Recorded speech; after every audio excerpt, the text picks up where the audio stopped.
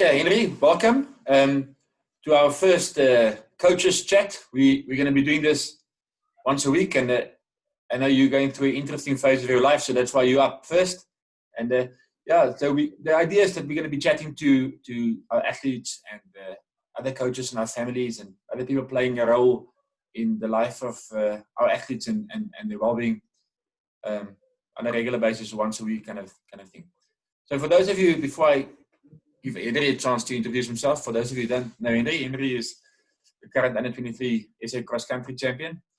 And so the space we are in is kind of taken away an opportunity for him to defend his title this year. But Henry, welcome. Thank you so much, Sean. I think this is a very great initiative, and I look forward to our chat.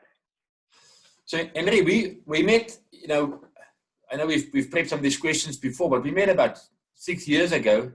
Can you maybe share with our listeners the process of how we met? And guys, you'll see that when I speak to some of the other athletes who are performing, for all of us the meeting and the coming together has been quite unique.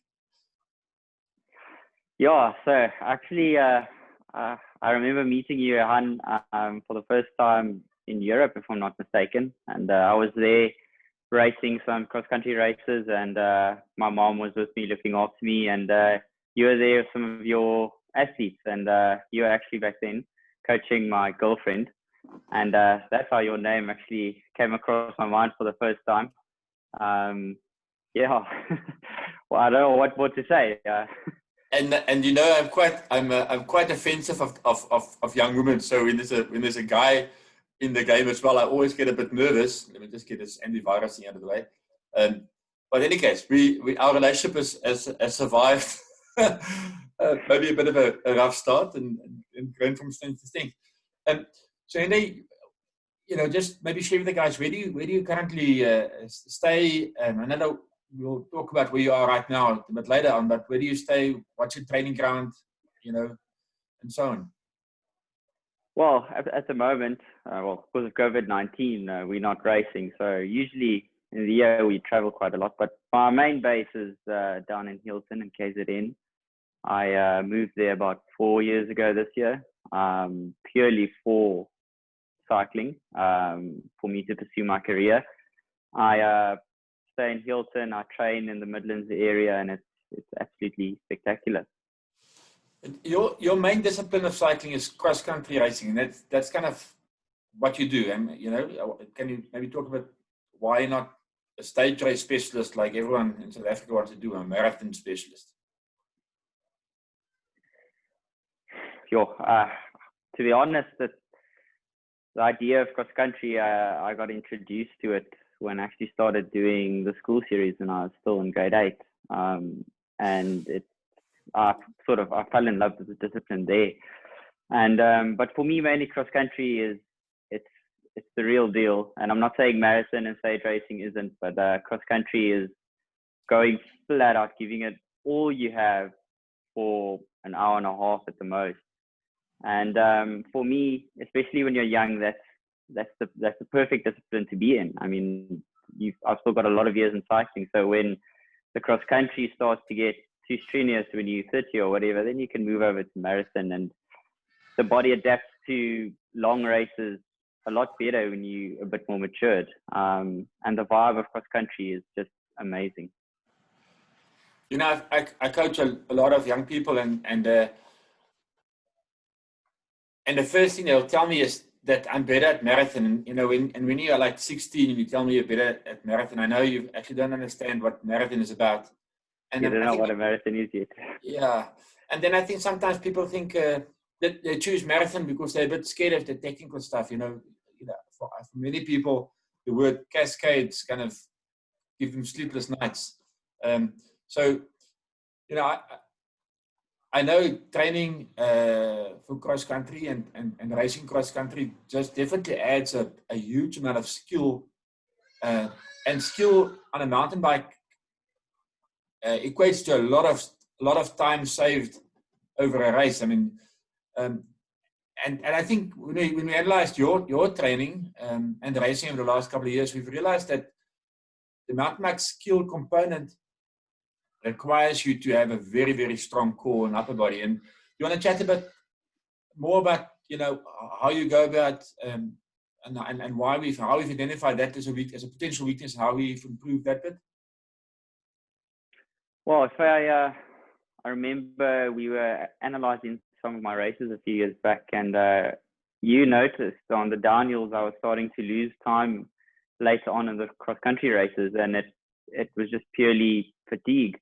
And while my legs were fine and the times on the climbing part of the course was still good, we were losing time on the downhills, not because of a lack of skill, but just because struggling to keep that pace and momentum by supporting your body over this rough terrain. And that's when we really started looking at personal training, introducing a gym coach to help me to strengthen my core and my strength off the bike. And that has been a massive asset to my riding, and it has definitely been a deciding factor to some of my races that I've won over the last year. So you used Kirsten Hansen, who's a family of coaches and a strength and conditioning specialist. How many times do you see her a week, and do you do some of the stuff at home as well, or do you all do it with her? Well, in the beginning, I started seeing her twice a week, and last year we ramped those numbers up to 3 times a week, where she trains me, she gives me specific workout sets. And I would say I am at the stage where I'm traveling, or if I'm going home to visit some family, I can gym on my own, because I've built up a big knowledge base about how to train as an athlete and what exercises to do. And you've got a discipline now, eh? Body parts. Yes. And at the moment, obviously I'm not down in Hilton now, so we're not training there. But I don't definitely go into training with her 3 times a week. But she's given me a lot of knowledge over the years for maintenance when we're away for racing. I think everyone looks at... Sorry, go on. For someone starting with gym, I would not recommend that they just go start on their own. That's how people get injured, and that's how people tend to gym incorrectly. So I would say to anyone out there trying to start personal training as part of their coaching for cycling, definitely get a professional involved, and doors will be opened up for you. And what I wanted to say is we look at Nina Shooter and Kate Courtney and all these weird, wonderful moves they pull in the gym. And I know you're kind of doing similar stuff now, but we don't start there, and we start a couple of steps back to get your balance up first. Yes, definitely. A lot of our training inspiration, actually, me and Kirsten, we send each other videos a lot of these other pro athletes in the world doing these amazing gym workouts, and that just shows. I mean, even the best in the world, you need to be strong off the bike as well to be a good bike racer. But definitely you don't start there. We didn't start there. I didn't start there. You start at the basics, and you make strong what is weak. You get better skills, and then you work your way up to it. And Henry, how many times did that use? I mean, do you stretch every day, or what is the stretching part of your life? Well, ideally, you'd want to stretch as much as you can. I'm not going to say I'm perfect in that aspect, but I do always travel with my foam roller and a band that I used to stretch with. So I would ideally, especially when you decide to hurt me and we're in a big training block, stretching is part of my everyday routine after every workout in the evenings, trying to keep the muscles loose to be better on the bike. If you don't incorporate that into your training, you're gonna tense up, and you're gonna start hurting muscles that you don't want to. Yeah, and I'd say to him, I'm preaching stretching, but that's the big weakness in my own life. It's just boring, but it's such an important part of it. And then you don't have a sponsor right now. I mean, you kind of self-supported, am I right? Yes, at the moment, I mean, I've got the support of Absolute Motion, which is amazing. And I do have the support of a private sponsor, which is paying me a salary at the moment, and obviously my parents, which they've been a huge factor in me pursuing my career as a professional athlete. So I'm not racing for a team at the moment, no. But yeah, my parents have definitely been have had a huge impact on my career in cycling. So, Henry, I mean, this is something that you know, every young guy they kind of aspire to have a sponsor. It's kind of that's their main goal in life, and then they believe they've arrived. Do you think, you know, I understand there's a financial implication of sponsorship, but were you ever sponsored as a youngster in any way? Yeah. Yes. So when I was still racing junior, my first 2 years of junior, I got the support of a local bike shop in Pretoria called Liebenberg. And to this day, I know the owner quite well, and they immensely helped me with. They gave me a bike, and they paid my race entries, and gave me helmets and kits and whatnot. So, as a junior, I mean, obviously that's a great deal to have, but it's not your make or break. But it does help in a sense. And I know you like your bikes to be super, super light and have the best equipment on it. But you believe that is going to make or break a race if you don't have the very, very best? I mean, you ride, I know, at XX1. Luckily, you've resisted the ASX kind of world. But do you think a guy with XO1 will be worse off than you necessarily? No. Obviously, you need a competitive bike and you need a light bike, but there's certain aspects where it starts to get a bit ridiculous. If you're running XO1 or XX1, it's basically the same thing. You're going to be shaving 20 grams off. It's the main things I would say is having faster wheels, lighter wheels, having a good mountain bike frame and suspension. I mean, all the other nitty-gritty details might shave off a few grams here and there and might look cool, but you don't have to have the best bike. And if I can give you an example, when I was still youth and first year junior, before I got sponsored by this Leonard Cyclery, I raced on aluminium 29 and I beat kids with carbon hardtail. So the bike is not everything. It's what you do with it that counts. Yeah. And I know your parents quite well, and I know that they always want the best for you, but you know, they want the best for you, not the best for them. And I think sometimes we see guys out there who spoil their kids more for themselves maybe than achieving anything else. And then so the journey you're on now, I mean, we've been with each other for 6 years. Do you think our coaching world has changed a bit? You know, maybe because for me, coaching is I eat, live and breathe this subject. I absolutely love the opportunity to make a difference in someone's life. But maybe from an athlete's perspective, can you just share some thoughts in terms of how it's changed for you over the last 6 years? Wow, I remember when we first started out coaching. You used to give me intervals, and I would write them down and I would stick them on my top tube for when I went to do them. And you use training peaks at least, or was that on a spreadsheet? You were on training peaks when I joined. Okay, because there were some other guys that started the spreadsheet era. But if I look back on our training over the last 6 years, it's changed so much. And what's amazing for me is the research that has gone into the training and the methods that we've used to try and cater towards me as a specific athlete. We've gone from just doing heart rate and RPE to full-on power training. We've periodized our training a lot more. And you've given me a lot more insight on what it truly means to train well, not just ride your bike.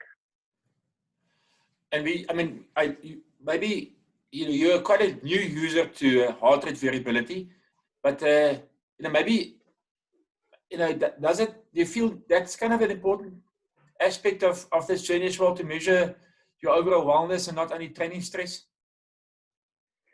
Definitely. We started using HRV about a month ago now, month and a half ago, and I've been taking it every morning. And the first time I really noticed the difference was one of the days where you gave me those 2-minute flat out intervals in the recent weeks. And I woke up and my HRV told me I was a bit under stress, and I thought, no, I'm feeling fine. And in that interval session, I noticed my body wasn't firing on all cylinders, and that's where I started noticing that HRV really, it helps me to see if my body's ready to perform in training, if I'm under stress of getting sick. So that has been a big tool, definitely, since we started using it. Yeah, I mean, for the listeners, this is something that I've explored for quite a while. But heart rate variability is becoming a very large part of our life with all our elite athletes, and it's from a coach's perspective, it's given me a whole new range of insight, which allows me to tap off or increase or reduce the stress. And Henry, I mean, we keep on exploring, what's the right training cycle for you, because it's this very traditional way of 3 weeks on and 1 week off kind of world. But I think you've seen it as well. There's the theory in the book that says you must get to a race with a form of +5, and in your case, we've seen that you like to go into a race slightly more fatigued than that, eh? Yes, definitely. And with our last coaching meeting, we noticed that my body copes better under the bigger training loads, and that going into a race a little bit more fatigued is actually good for me. Whereas for another athlete, it might not be the same, but it's been interesting to see how certain things work specifically to me as an athlete as compared to other people. Yeah. And so this journey is not always moonshine and roses. I mean, we bump heads every now and again. And I think that's important. I mean, I always say to people, it's not about, I work for you. So if there's a disagreement and there's a bit of stress in the relationship, it forces both parties to think. Where if it's just a yes sir, no sir kind of environment, we don't learn.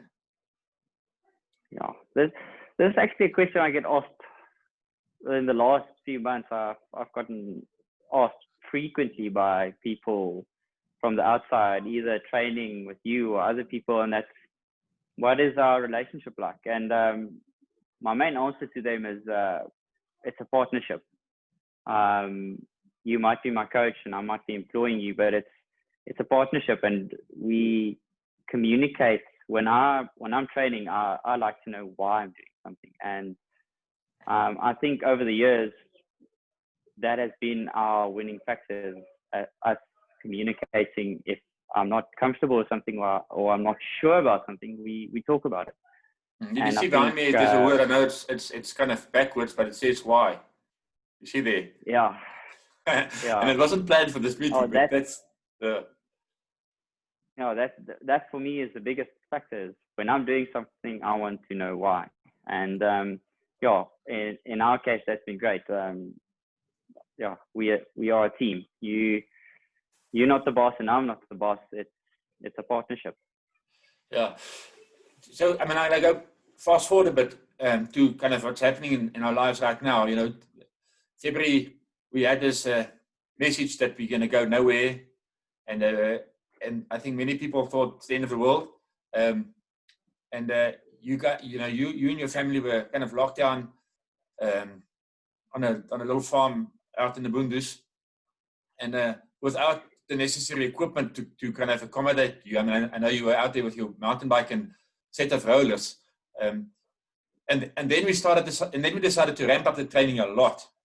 So, they want to share how you did 15 hours a week on the rollers.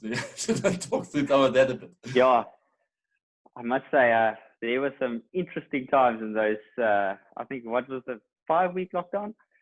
Yeah. I ended up yes, I ended up going to the farm, to my parents' farm, and then spent lockdown there. And I couldn't get a kicker from Hilton to me. I couldn't find a kicker in Pretoria. I was offering guys to buy their kickers, and they were just refusing. And that's how I phoned my dad when they came down for lockdown. And just asked him to bring my rollers. And well, that's how I made a plan. I actually strapped my bike to two big steel beams and put the rollers underneath, so I could stand and put out 500-600 watts on the rollers for sprints and not fall off, and do some quality rides on Swift at least. And in that sense, it really worked. It's definitely an alternative way to lockdown training, but I mean, it had to be done. I couldn't get off the bike for 5 weeks and just do nothing. Maybe if I'm clever enough, I'll add that little video of you on the rollers with the rope at the front and the back of the bike to keep it on the rollers when you do the sprint. It was quite ingenious. But then we also, I've got this belief for you to be comfortable on a bike, we can't sit on a static kind of bike for 3-4 hours at a time. I think, saddle sores and body fatigue and all those kind of things. So the training stress might not be that high, but, I believe that you're going to get fatigued. So we started doubling up sessions. We will have one session in the morning and one session in the afternoon. And you want to talk through that a bit and how did you experience that kind of different way of training? Well, the first few days, I remember when you phoned me for that, I kind of thought to myself in the back of my head, what Johan thinking? How am I going to do this? But then we started doing it, and I remember giving me intervals in the mornings and just a nice cool down ride in the afternoon, which was actually quite amazing. It got me focused, and it gave me tunnel vision back into my dream of staying a professional athlete and making sure that when all this mess is over, you can get to the other side with some decent fitness and form. And we upped the load quite a lot with those double sessions with some intervals and some endurance rides. And that was definitely a good idea from your side. And I think we executed it quite well. Henry, so, lockdown happened in February and we're now in end of July. It's a long time. I know the answer, but share with us. Do you think you've gone backwards or forward in terms of your physical ability? Well, training wise, the last few months, it's never been better. And I can definitely vouch for the saying that we are in quite a good space at the moment, fitness wise. And we definitely made leaps and bounds forward in understanding my training better, how I train, and the training programs that we've been doing that you've been sending me has been absolutely amazing, and I would definitely say it's stronger than February. Yeah, I think it's important. We South Africa, we race, I believe, too much. So with being allowed to actually go through a proper periodized space where we don't race all the time has really given us a chance to progress the training week on week and month kind of properly. And I know your power has gone up a lot. Your fitness has gone up a lot. I think your CTL is probably the highest it's been in a very, very long time, even as high as when we kind of do those long training camps in the beginning of the year. So, yeah, to the listeners, I really say to them, there's definitely a reason in planning your racing much more scientifically and not just race everything that comes by. And I know when you get a chance to race in the year, we're going to race every weekend because we are really keen. So, yes, and then the next thing I want to talk about is the role of social media in your life. I know and I believe that any professional athlete needs to have a professional social media space. So, want to share a bit about what your philosophy is and what your approach is in terms of social media? Well, obviously, when people use the term social media, especially when it comes to athletes. People immediately think promoting brands, promoting sponsors, etc. But personally, my take to social media is sharing my story, sharing my journey in my cycling, what I'm doing, where I'm doing my training. What I would say, I want to use social media as a platform to show people outside what it is in the life of Henry. I mean, training, riding my bike. Do you have a lot of followers? I mean, so you use Instagram and Facebook, or Instagram or Twitter? I mean, which platforms is your go-to platform?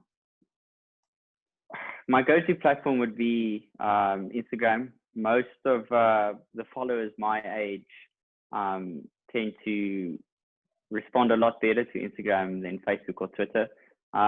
When we racing race updates, Twitter is cool for live updates, but for anything else, I definitely don't use Twitter. Instagram I use basically every day. When I'm training, I take snaps of where I'm riding, what type of training I'm doing, if I'm at home.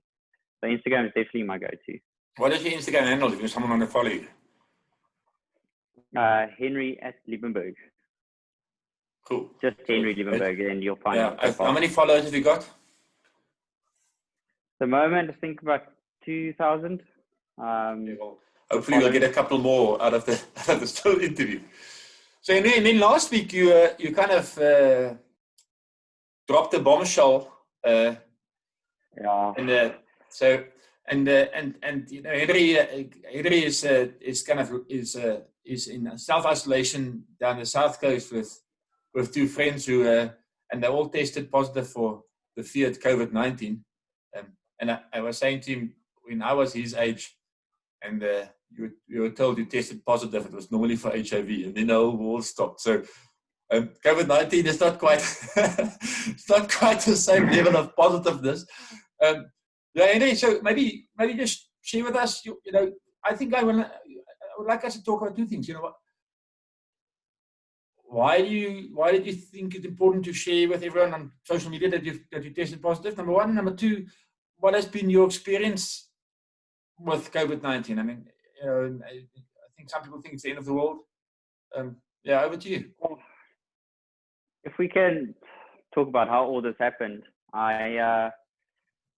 as you know, I've been on some crazy cycling adventures in the last few weeks, mainly isolated from crowds and outside worlds, and I've been cycling to remote locations. And I decided to come down to Vongo, train here, and also there's not a lot of people here. And the funny thing was, I went out for a training ride on last week Friday, and I was feeling fine. I was doing my intervals, and you still send me a message to say your power is huge. You're feeling like top of the world. Yeah, yes, I remember sending you a message thinking, wow, how are you getting soft? I just killed that session. Yeah. And then when I got home, I went to the kitchen to get a recovery drink, and I looked down, and my cycling pants and my shirt was white with salt. And I thought, wow, that's kind of weird. And I started feeling a bit fatigued almost like 20 minutes after I stopped my ride. And I actually got in the shower, and I sort of just, everything just drained from me. And I sat down in the shower, and I started feeling very bad the rest of the day. And yeah, that's pretty much where it started. I got fever, hectic chills. My body was insanely sore. Even my t-shirt rubbing against my skin was very sore. And I was pretty much in bed from Friday night to Monday with a fever the whole time. It broke once or twice, but for me, it wasn't a very great experience. It was basically like a severe cold that just did not want to break. And on Monday, I started feeling a little bit better. And then since Monday, it's been a gradual improvement every day. Henry, you connected with the Kaizen High Performance Program, and you've got a benefit of having Dr. Kevin Subban on call. I mean that helps to have some kind of for those who don't know, Dr. Kevin Subin has been part of the Olympic program for quite a while. So it's nice to have someone like that in your corner to kind of chat to, eh? Definitely. My first instinct was when I got sick was I immediately let him know, asking him what to do, what procedures to follow, what medication to get. And when I first started talking to him, that I didn't have my test results yet. But immediately in the back of my mind, I started thinking to myself, this has to be COVID, because it doesn't feel like a cold I've had before, which was very weird to me. And Dr. Kevin helped me immensely. He kept checking in on me. He's still checking in on me. Told me what medication to get, and then he actually referred me to a local doctor here, where I went to get checked up and tested, and that's when the test came back positive. But having Dr. Kevin, in my corner has been a big help, and I think we definitely hit the ground running when I got sick. And so, I mean, I'm going to come back to on the heart rate variability. That Saturday, it started showing that your body is a bit under stress. But right now, it's bouncing back and showing us that you're just about ready to go again. I mean, are you feeling like you're ready to hit the tarmac again, or the push? Well, that's actually what I talked to Dr. Kevin about that today. I'm starting to feel better. I'm not feeling sick anymore. I do have a very tight chest, and that out of breathness that they talk about is quite real. It feels like I'm out of breath when I walk too fast. And then the first thing he told me was to not get on the bike at all, even though I'm feeling better, and we need to go for a heart ECG when I've got the all clear. And he reiterated the fact that we really need to treat this with caution, because if I get back on the bike too early, heart muscle damage is a very, very big factor. Yeah, I think there's a lot of people who are sick, and even if it's a very, very light illness, and they're in denial. They don't think they're sick, and then they keep on training. And in the 20 odd years I've been coaching, I've seen so many amazing people been sidelined for many years because they just didn't listen to their body. So that's very cool. So when are you expecting to go for another test to get you all clear? Well, at the moment, he told me I should isolate for 10 days. Today has been 7 days since I've been sick, but not 10 days since I got tested positive.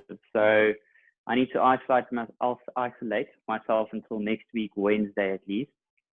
And then we can start looking at getting back on the bike. Yeah. Well, luckily you're down there with some good friends. I mean, you're not alone. Imagine that would have been seriously boring.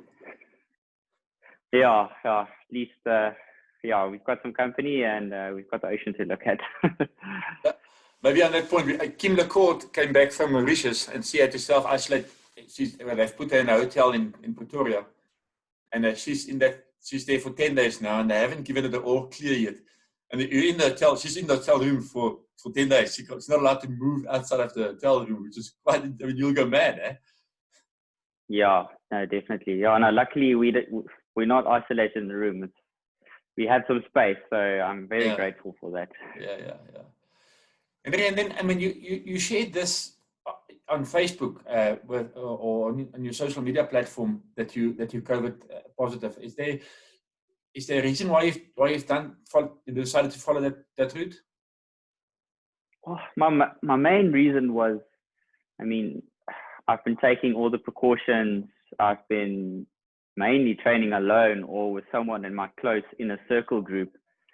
And in the back of my mind, I was thinking to myself, I'm not going to get it. I mean, I'm cautious, I'm training on my own, and I'm not going to malls, and I'm not going to the shops if I don't really have to.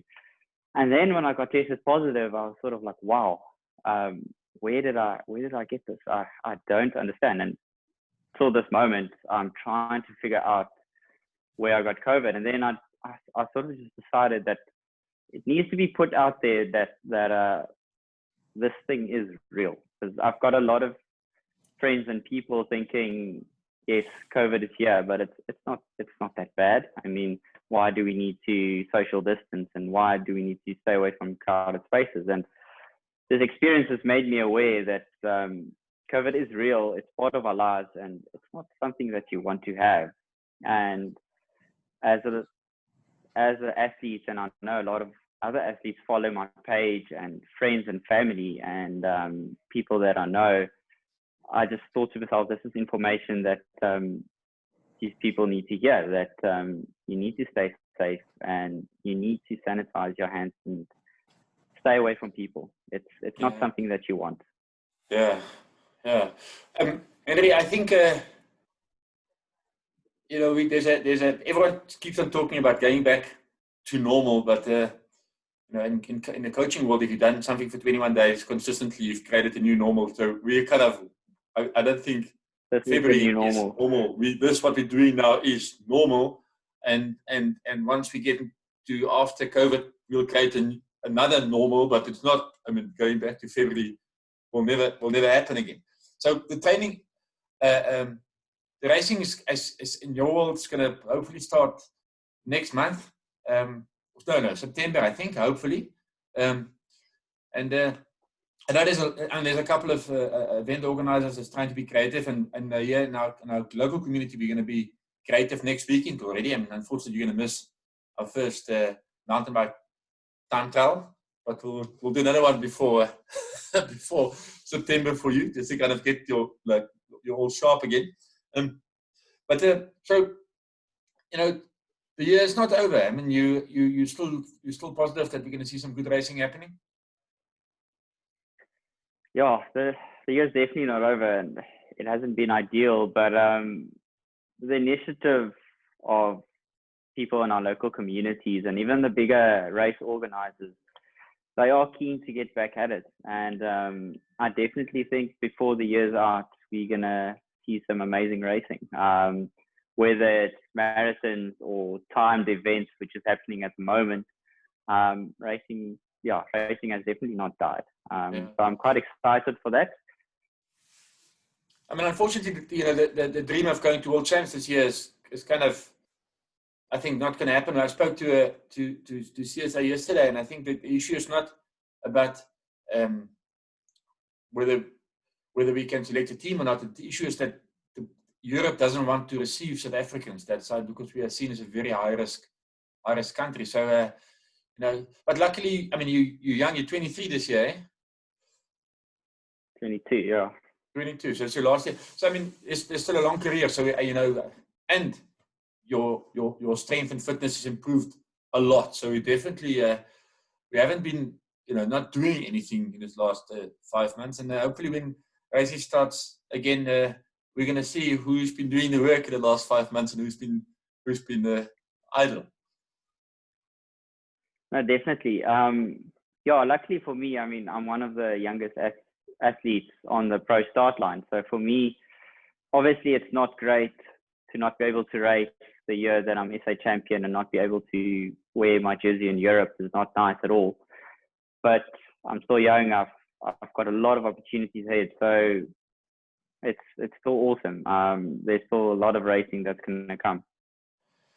Anyway, I'm going to leave it there. I think when we speak again, we will hopefully be racing again, and then we're going to talk about positive stuff like what gear selection you've used on this course, and how you managed to survive lap 3 and so on. So really, I hope from Hilton to you down in the South Coast, enjoy the sunshine. I think it's a bit of cold weather coming in this weekend, but give my love to Henny and Azolda as well, and and all of the best. We'll catch up in another couple of days.